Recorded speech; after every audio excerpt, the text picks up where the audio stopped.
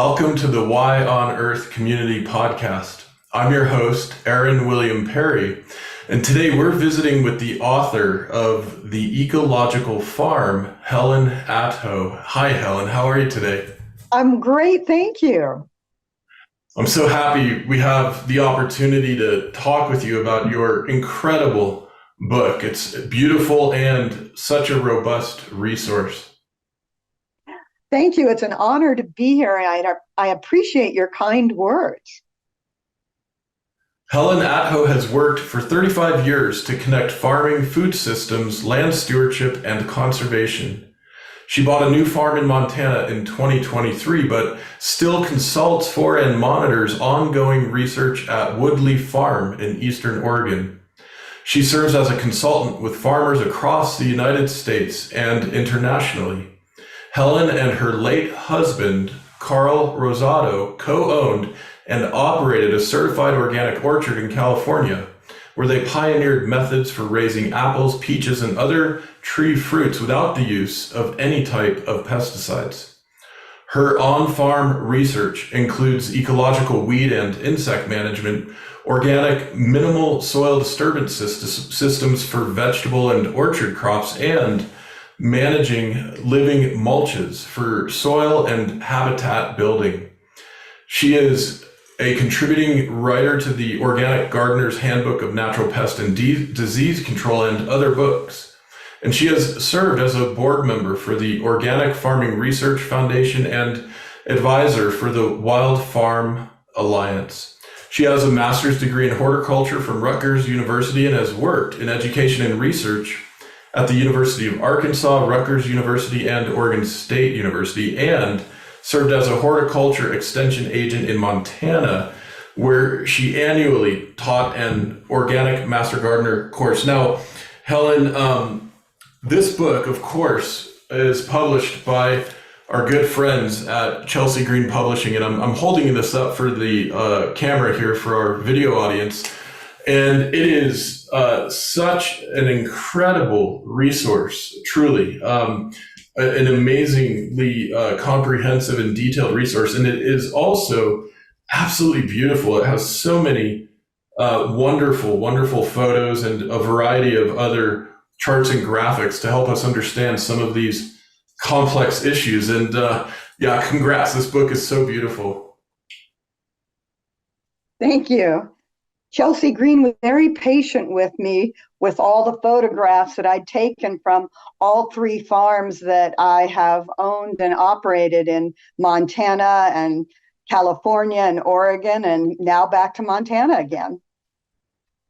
Full circle, right? Full circle indeed. Well, I'd like to kind of dive right in because basically the book, you've got it organized in two major sections. And at the beginning of the first section, you describe the principles for managing ecological relationships, which really helps to frame up, I think, best practices and the right sort of philosophical, practical approach to taking good care of our gardens and our farms, our soil and our plants. I was hoping to kick us off, you could walk us through the principles, which I've got written out here if you want me to enumerate them, and you probably have them memorized. I do. I don't have them memorized in order anymore. I kind of have them memorized in the ones that I find to be the most vital. And I do need to tell you that my late husband, Carl, and I worked on all of those principles and again came up with them as we did experiments and managed our farms in California and Montana and then in Oregon. But we did borrow the first three are borrowed from the USDA Soil Health Initiative, which is kind of interesting because it shows that so many of us are thinking about what is vital for soil and farm and garden health, I think, now. So I think what I might do is touch on the most important of them and how they interact. Because what Carl and I realized as we continued farming that we started out, all about yield and trying to get good organic yields and trying to figure out what to do to grow our particular crops as well as we could organically. And over time, we evolved to this realization that it was less about focusing on individual crops and more about all of the ecological function within the farm environment and all of the interacting and overlapping ecological principles. So when I talk about these 10 principles, they all interact. So the first 3 or 4 focus on soil, and most vitally, as I'm sure your audience is well aware of, we're preaching to the choir here when we say that above ground and below ground diversity is the key to managing ecological principles. And we want to have as much plant diversity both above ground and below ground as possible to encourage a healthy and strong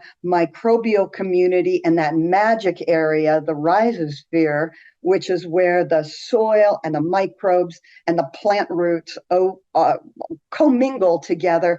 And if there's one magic place in our garden, it's the rhizosphere. So diversity. Then the next one is once we have this lovely diversity, or as we're building up plant diversity and microbial diversity, we want to disturb it as little as possible. And one of the ways to think about that is how can we disturb the soil as little as possible so that we can maintain a living root year round. That doesn't necessarily mean a growing root. In Montana, when the ground is freezing, we don't necessarily have growing roots, but we have living roots.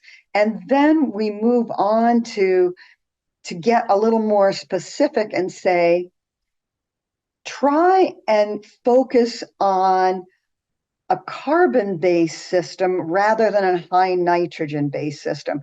We used to, as farmers and gardeners, say, well, let's just figure out how to get as much nitrogen and phosphorus and potassium, all the nutrients, but particularly nitrogen to the crops as possible.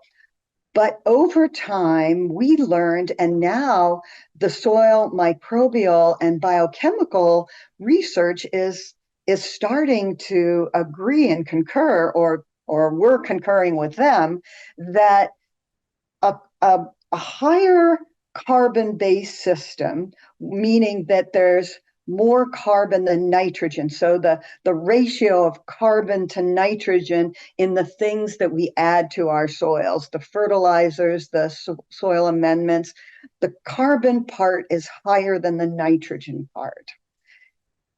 And then as we focus on a carbon-based rather than a super over nitrogen fertilizer system or soil fertility system, we want to think about where that carbon comes from.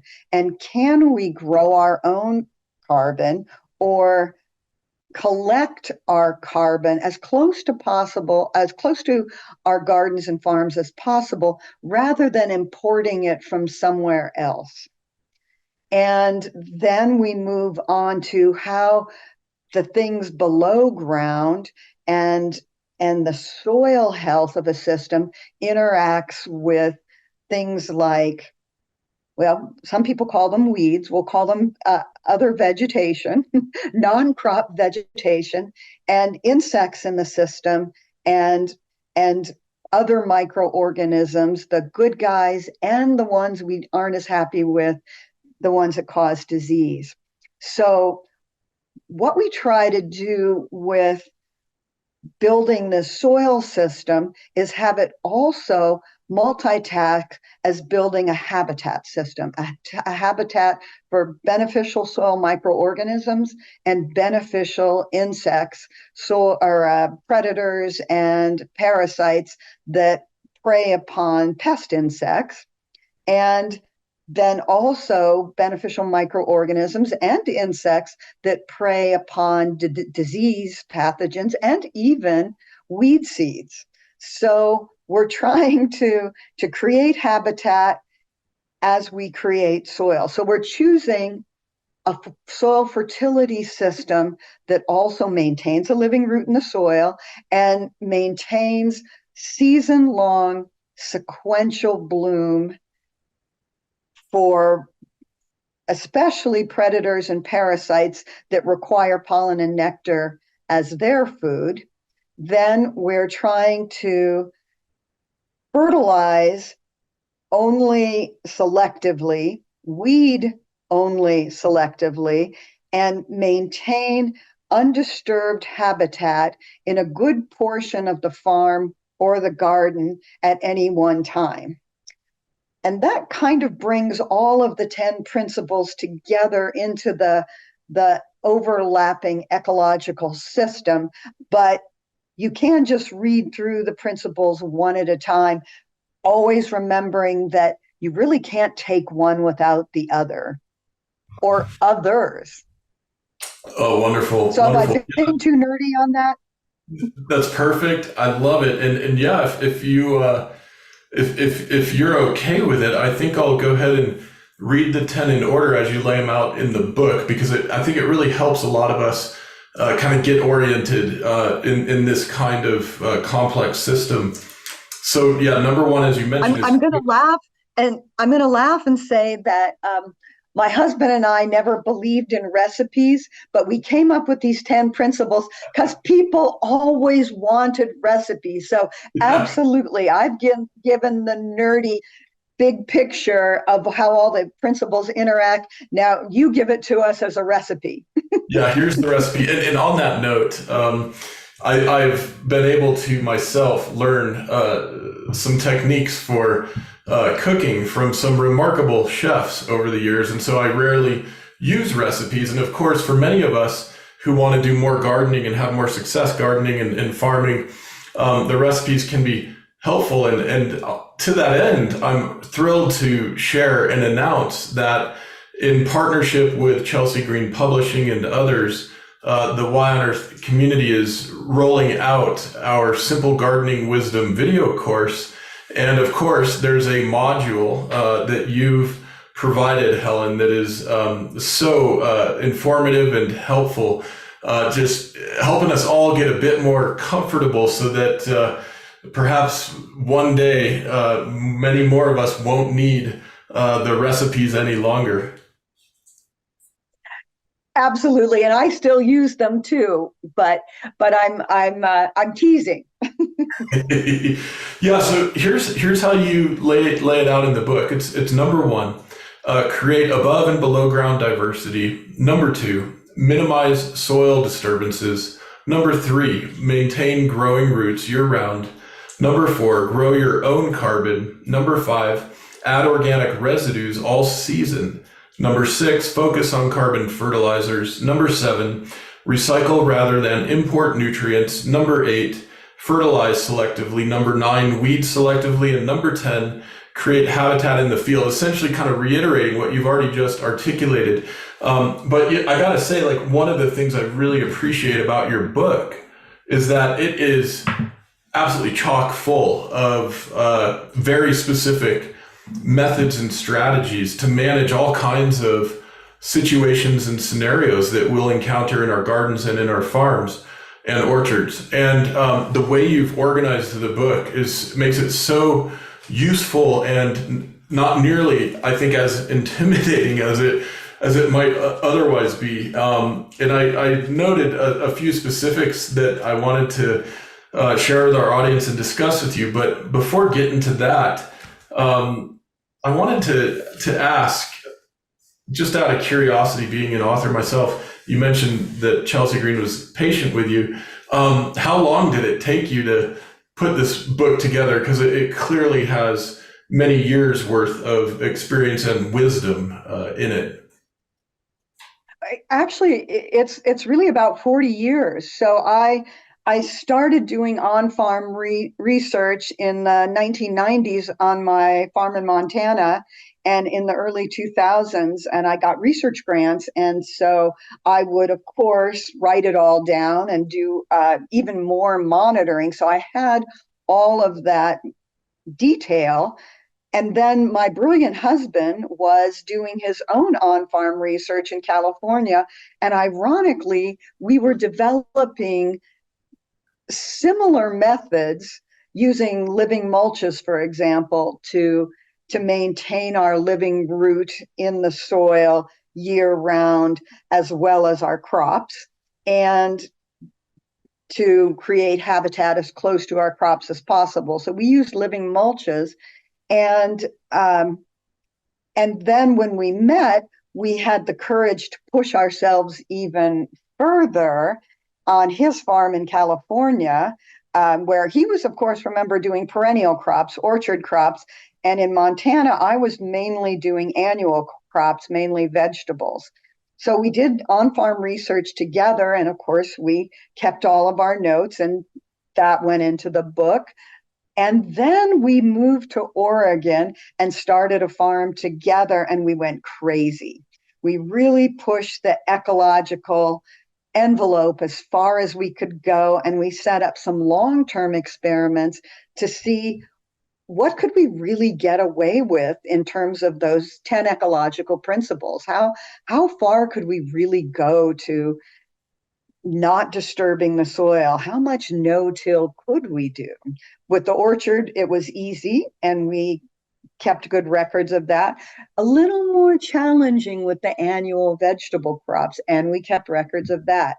So between Carl's farm and my farm in Montana, and then getting together and farming together in California, and then in Oregon, it was 40 years. It took about a year to write the book and do literature searches, because I wanted to see what the science was saying about some of these things Carl and I were excited about.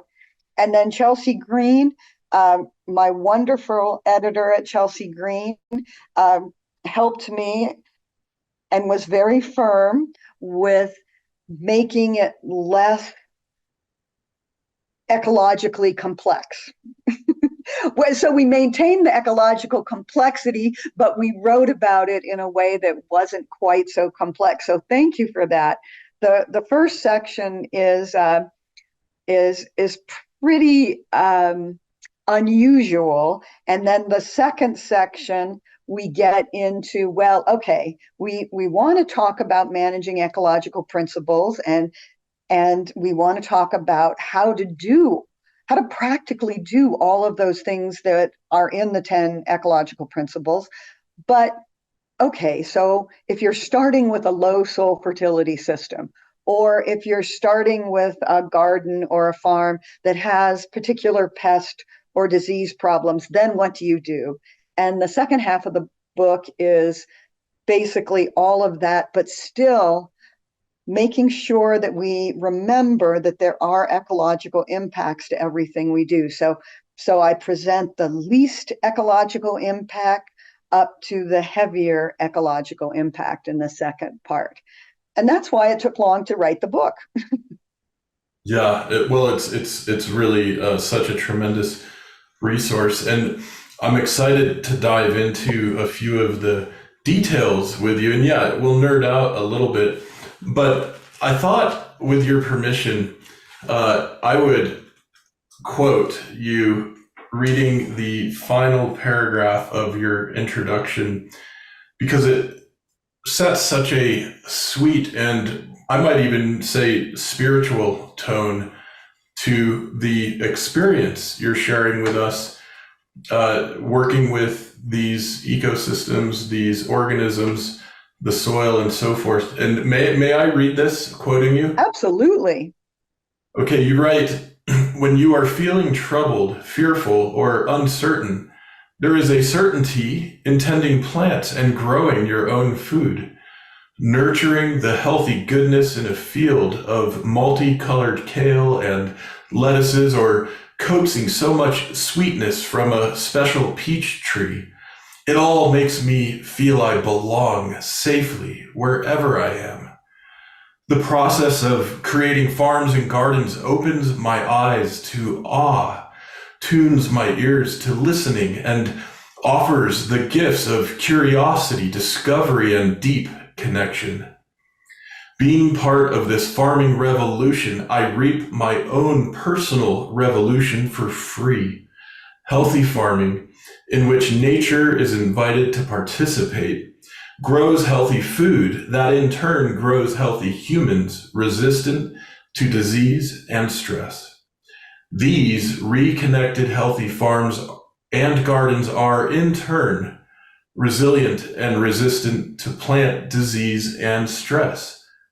And it's just such a, when I read that, I was stunned. I loved the way in which you speak to the deep solace and sanctuary so many of us experience when we're gardening and farming, and kind of leave us with that in the introduction as we start our journey into a whole lot of very, very practical and technical information.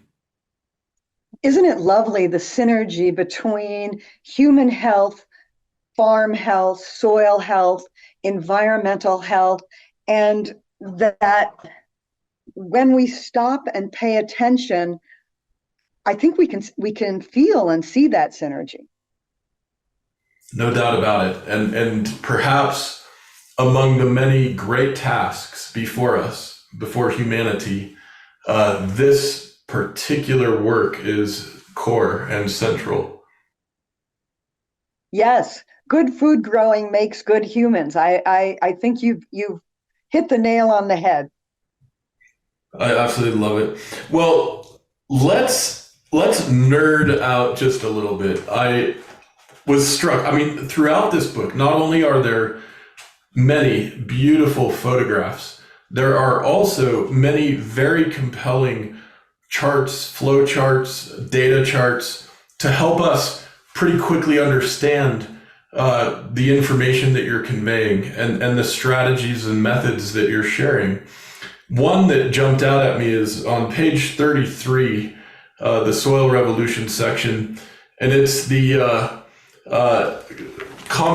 relatively complex interconnectedness we see going on with the roots. There's rhizosphere with nutrients, microbial activity, organic carbon, luteolin, rhizobia bacteria, biochanin, I don't even know if I'm saying that right, arbuscular mycorrhizae.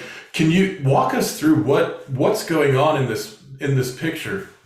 And you're going to laugh at me, but actually I simplified that. So that's the rhizosphere that I was talking about in the very beginning. That's the magic.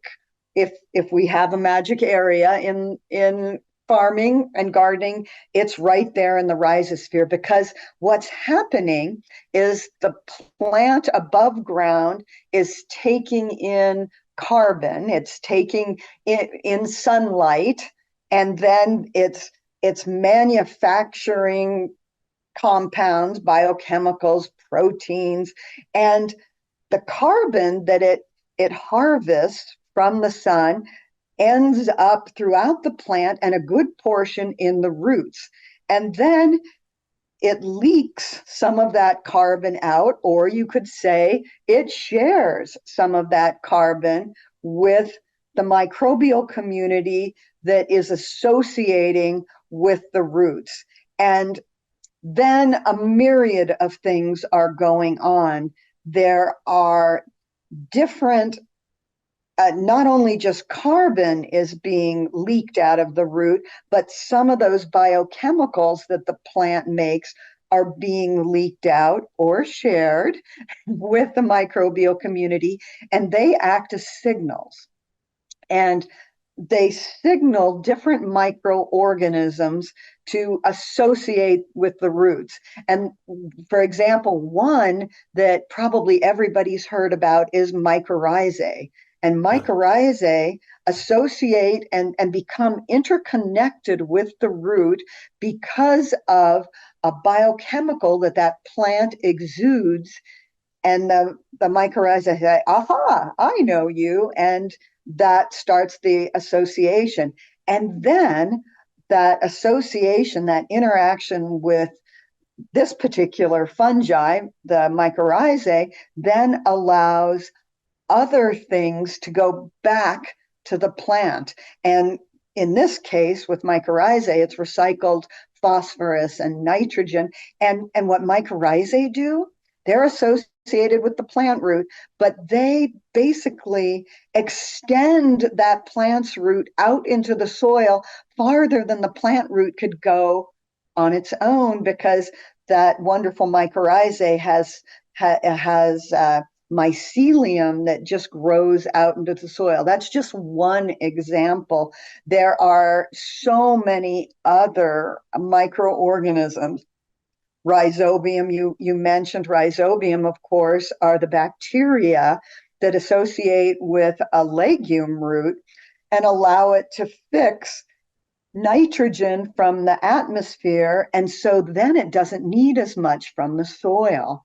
But there's a whole bunch of other things going on. There are antibiotic microorganisms that are helping create a disease-free environment. There are microorganisms that help plants take up and utilize iron, a micronutrient. And of course, it's not all just good guys. There are microorganisms that can actually attack the plant, and they too need a signal. So they need a biochemical coming from the plant, and researchers are finding that plants, we're going to get back, of course, full circle to those plants that have a healthy amount of nutrients, but not an excess amount of nutrients, like an excess amount of nitrogen, for example.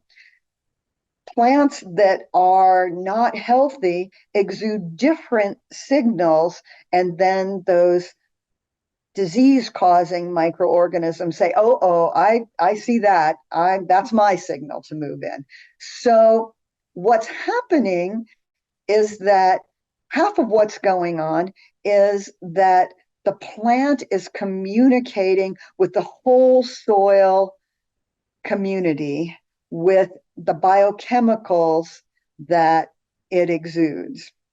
And then the other half is it's producing nutrients, what we call liquid carbon, or some soil scientists call liquid carbon, that the microorganisms need for their growth and their health. And so there's a sharing going on that side. And then the microorganisms that are using that carbon might change things right at that root surface that makes it easier for other nutrients to be taken up by the root. So there's sharing and communicating and a complexity of biochemical interactions that allow nutrient cycling to be very efficient. I love it. I'm just smiling ear to ear right now. And, one of the things that has really impacted the work that we're doing at the Wine and Earth community is not only literally working with the soil ecology, but also learning from it, metaphorically speaking, and thinking about a neuronal network and analogy for the kind of work that we're doing through our ambassador network in communities and with thought leaders and authors all around the world. And this sense of connectivity, this sense of information sharing, this sense of resource sharing is so inspiring, and it's fundamental, obviously, to terrestrial life on this planet. And I forget where the quote comes from, something like, we humans owe our existence to a few inches of living soil and the fact that it rains or whatever. And I'm really curious, can you help our audience get the impression of how awesome these networks are, especially the hyphae mycelial networks, like how far they can reach and how many different plants and trees and various organisms can connect in with the network like that? That's so important what you said, it shifts our paradigm, doesn't it? When we think in terms of these interconnections rather than discrete plants with discrete things happening, like taking up fertilizer that we supply. It's a whole different perspective, I think. So yes, good for you. So mycorrhizae, I do need to tell you, the wonderful thing about mycorrhizae is that in native plant systems, forest systems, for example, they are the norm rather than the anomaly. And not just mycorrhizae, but other fungi. There's free living fungi, meaning that they're not associated with the roots. They're just in the soil. There's free living bacteria as well as the plant associated fungi and bacteria. Mycorrhizae make up the greatest biomass in the soil, but in native plant communities, they are the canary in the coal mine when it comes to disturbance and tillage.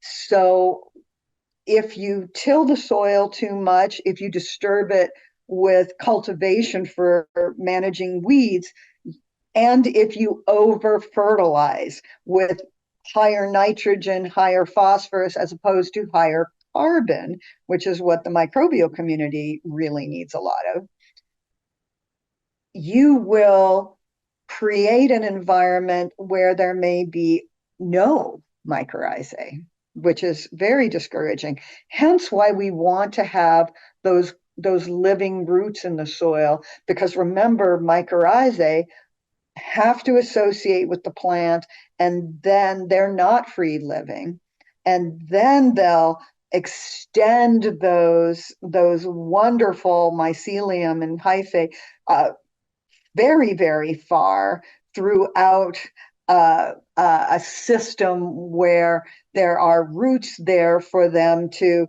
go from one root to another root to another root. But if we disturb the soil, we won't have certainly the mycorrhizae. The fungi, in fact, are the first ones to go when we garden or farm in a way that we add a lot of excessive fertilizer. And that can even be too much good fertilizer, too much high nitrogen compost. There are other bacteria and other fungi that will dominate, and the diversity of microorganisms will be diminished, if that makes sense. Yes, quite. Yes, and my understanding is that in native healthy ecosystems, we can see mycorrhizal hyphal networks extending across hundreds of square miles, right? Presumably. It's extraordinary if you have roots interconnecting, or not even the roots interconnecting, although that will happen in a good polyculture or many species. The roots will actually share space, but in a forest where you have miles and miles of interactions, you have a whole diversity of microorganisms sharing root space and utilizing different resources, so that they're not out competing each other for any one particular resource. Amazing. Yeah. May we humans learn from this wisdom and sophistication. Yeah. Yes. You know, one of the resources that jumped out at me in the book, in the Minimizing Tillage and Growing Your Own Fertilizer section, is a layout of cover crops for different soil conditions. And my goodness, this helps us if you've got low fertility, if you've got low soil organic matter, if you're dealing with acidic, or if on the other hand you're dealing with alkaline. You provide here the many different cover crop species that we can select for those various scenarios. I mean, this is so practical. And getting back up to the hyphal networks and soil fungi, one of the best ways to encourage mycorrhizae is with cover crops. And especially if you can minimize the tillage when you incorporate or you add that cover crop residue to your soil. But boy, I was just reading an article looking at comparing high nitrogen fertilizer effects on the microbial community to lower nitrogen, like different cover crops and different plant residues. And the data is very strong in which one will help encourage mycorrhizae over systems that don't encourage mycorrhizae. And of course, the best is a forest garden where you always have a living root in the soil at all times. Beautiful. Yeah, and this reminds me of the practice of permaculture, which, of course, you're expert in. And I got my permaculture design certification something like, gosh, almost 30 years ago. And this whole notion of the forest gardens and the stacked functions and the various levels of overstory, midstory, understory, and so on allows us to mimic the way natural forests are arranged, basically, right?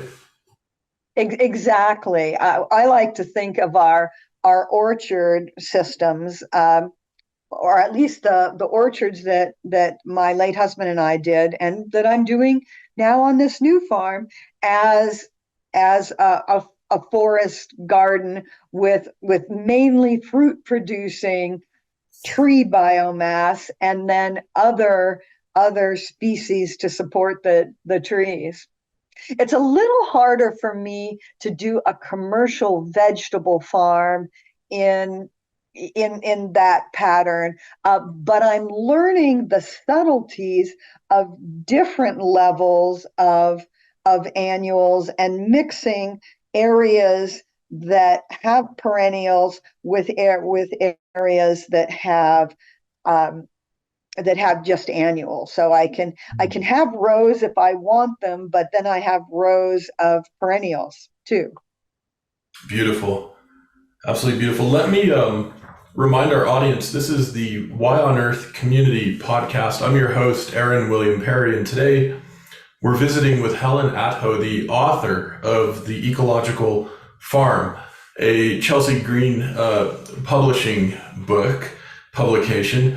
And I want to make sure to mention that folks can find many videos, Helen, that you've put together on YouTube at Agrarian Dreams, and can also connect with you on a couple websites. One is veganicpermaculture.com.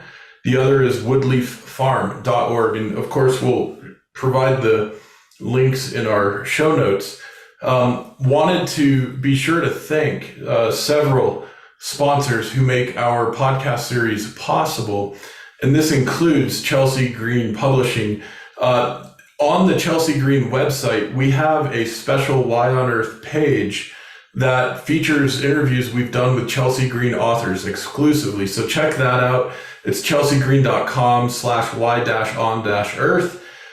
You can use the code YOE35 to get a 35% discount on any of the books or audiobooks that Chelsea Green provides. And also have to mention again our very special and exciting Simple Gardening Wisdom video course being made available in partnership with several organizations, including Earth Coast Productions, Drylands Agroecology Research, Chelsea Green Publishing, Patagonia, and Elk Run Farm. So check out the Simple Gardening Wisdom video course to learn more of these tools, techniques, strategies, tricks, and tips.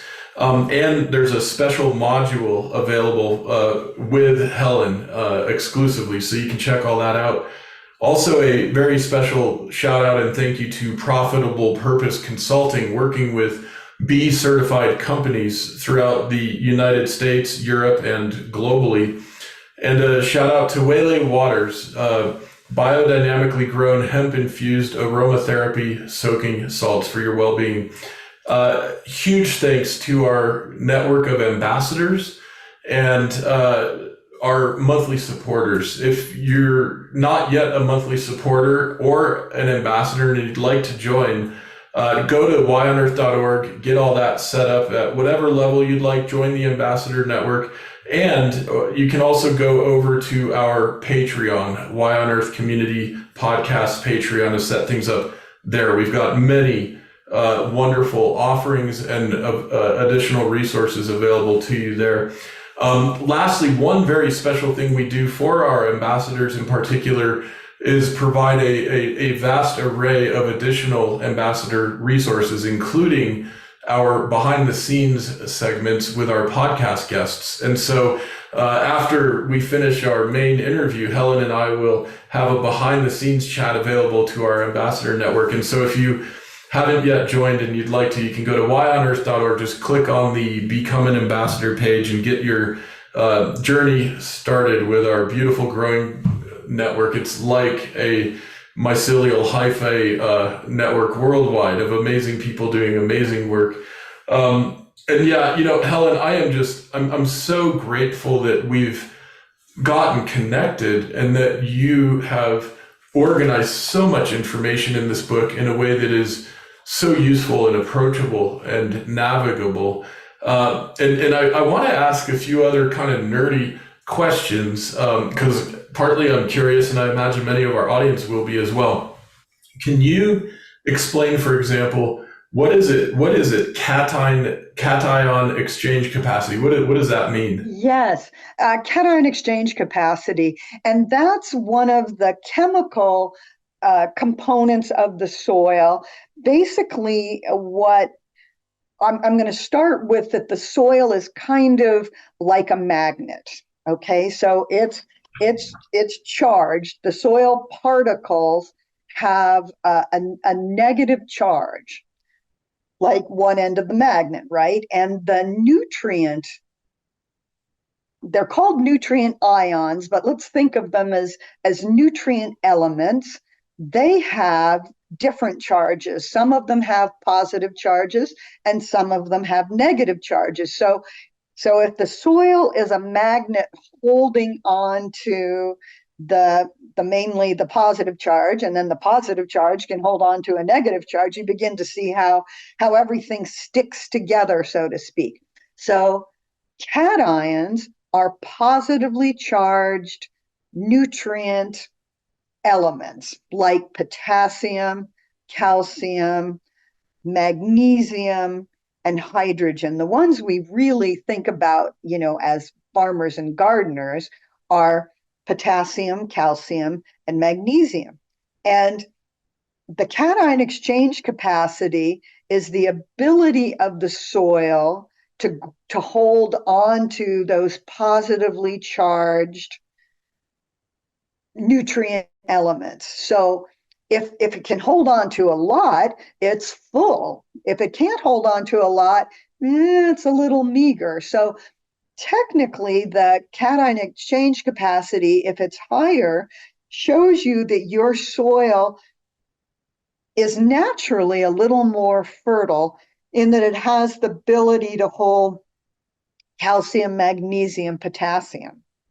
And then, if I may just add, because it's all interconnected, that there's a cation balancing or cation ratio. So the soil has this cation exchange capacity, meaning that it can hold on to a lot and it can exchange them. Like you're in a card game, right? You're in a card game and you're changing this card for that card. That's what the soil does with the exchangeable cations.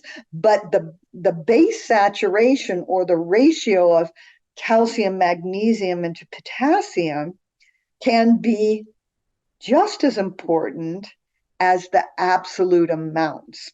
In fact, my late husband said he didn't even care how much calcium or magnesium the soil had. He wanted he did care, but he more importantly, he wanted to know the ratio of calcium to magnesium. and the ratio of potassium to magnesium. So that's why we want to know about cation exchange capacity. It lets us know how good our soil is at holding on to and exchanging those positively charged nutrients. And of course, if they can exchange them fast, they exchange them also with our plant roots. And that's why we want to know. Amazing. So one very simple way to understand this by analogy is it's the strength of the magnet. I like that. Yes, that's great. Yeah, Okay. And I'm what gonna I'm gonna use that. okay, okay. And what is driving or affecting changes in the strength of the magnet, so to speak? Well, basically it's many biochemical things and chemical things, but it's also soil structure and what my grandfather used to call soil tilth. So if you have good soil particles with good soil tilth, they're going to have more magnet strength. If you've got them all compacted and squished down and you don't have a lot of sites available in a nice big round particle that's not squished, then you don't have quite as much strength. So the way we add nutrients to our soil, when we add things like cover crops, can increase the soil organic matter, and increasing the soil organic matter helps with the cation exchange capacity. Okay. Oh my gosh, that helps me understand this so much more. I love Oh, it. good. So, one of the things that jumped out at me is not only do you have strategies like cover cropping and foliar sprays and composting and so on, but you also have developed your own growing mix called Helen's Growing Mix. Can you tell us about that and when we might want to use that? Yes, and remember that I call it as an intervention mix. So if I have everything working with my adding residues regularly, not all at once in the spring. I used to make a lot of compost and add it all at once in the spring. And my soil microbe community felt a little like we all feel after a huge Thanksgiving dinner. You're a little sluggish. So if you have little amounts of food all the time, adding residues regularly through the soil throughout the season, the microbial community is a little happier that way. I got off on a tangent there. Remind me exactly what you wanted me to. Yeah, yeah, we're on the Helen's Growing Mix. Like The when to mix. use it and Okay, what is thank it? you. So you want the recipe, and indeed it is there in the book. So if I'm adding things regularly, I get to what I think of as a dynamic equilibrium, that the amount going in is being digested and mineralized, made into available forms for the plant by the soil microbes. And the amount that the plant roots need is balanced with the amount that's decomposing and releasing at any one time. So there's my perfect dynamic equilibrium.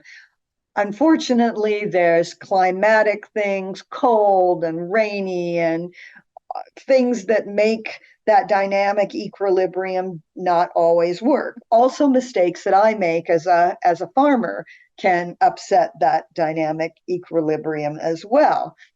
So when things aren't working as smoothly, it's early in the spring, soils are cold. I've had to do some tillage because maybe I've had a perennial weed problem, so I've disrupted my microbial community a little bit, and they don't like to work if it's below 45 degrees Fahrenheit. They're going to go on strike. Then I might have to add what I call my magic mix or my intervention mix. And what I do is I make this up in a 30-gallon garbage can, and I mix in things like alfalfa meal and some of the micronutrients. And And then I mix it all up, and I try to mix it in a warmer area, but I don't always get that. And then I apply it as a root drench to my crops as I put them out. So I give them a little bit of a boost right right as they're going in. And I also do it if for some reason things aren't moving smoothly, we're not getting that natural nutrient cycling and recycling, and my plants start to look a little nutrient deficient. And then I jump right on it. I don't let my plants struggle. I give them some of the magic mix so that they can again start cycling nutrients from the whole soil organic matter system fertility that I talk about in the book. And I do have a section, because this is part of being curious and paying attention and listening to your plants. I do have a section on the book, including photos of nutrient deficiency, so that you can jump right on it. You can We tend to over fertilize as farmers and gardeners, even organic farmers and gardeners. So if we're going to cautiously move away from that, we want to make sure we know the language that our plants are speaking to us. We want to know the signs of nutrient deficiency so we can jump on it fast. So that's one of the get out of jail free cards in the book. So that we can try to have this lovely ecological balance. We can try to work with our microbes, but if something doesn't go quite right, we need to have less actual inputs, if that makes sense, Erin, and more intellectual watching and monitoring going on in our gardens. Hmm. I love that. It's like pay more attention, do less work. Yes, exactly. That is better said than I've said it in the book. Pay attention, do less work. Yeah. Wow. Well, Helen, it is such a joy to have this opportunity to visit with you today on our podcast. And I want to encourage our audience to get a copy of the Ecological Farm, a minimalist, no-till, no-spray, selective weeding, grow your own fertilizer system for organic agriculture. Get it at chelseagreen.com. And Helen, want to encourage folks, if they're interested, to check out our Simple Gardening Wisdom video course at whyonearth.org. You can get the module that Helen created for us. And it is such a joy to have this conversation with you, Helen, and to be able to learn a bit more from you and about what we can do in our gardens and farms to collaborate more harmoniously with the natural world. Thank you for being both a nerd and wanting all those nerdy discussions and asking great questions, and also understanding that it really is vital to collaborate. Truly, hear, hear. Well, thank you so much, Helen. What a joy. Thank you. Bye-bye. Bye-bye. The Why on Earth Community Stewardship and Sustainability podcast series is hosted by Aaron William Perry, author, thought leader, and executive consultant. The podcast and video recordings are made possible by the generous support of people like you. To sign up as a daily, weekly, or monthly supporter, please visit whyonearth.org/support. Support packages start at just $1 per month. The podcast series is also sponsored by several corporate and organization sponsors. You can get discounts on their products and services using the code WHYONEARTH, all one word with a Y. These sponsors are listed on the whyonearth.org/support page. If you found this particular podcast episode especially insightful, informative, or inspiring, please pass it on and share it with a friend whom you think will also enjoy it. Thank you for tuning in. Thank you for your support, and thank you for being a part of the Y on Earth community.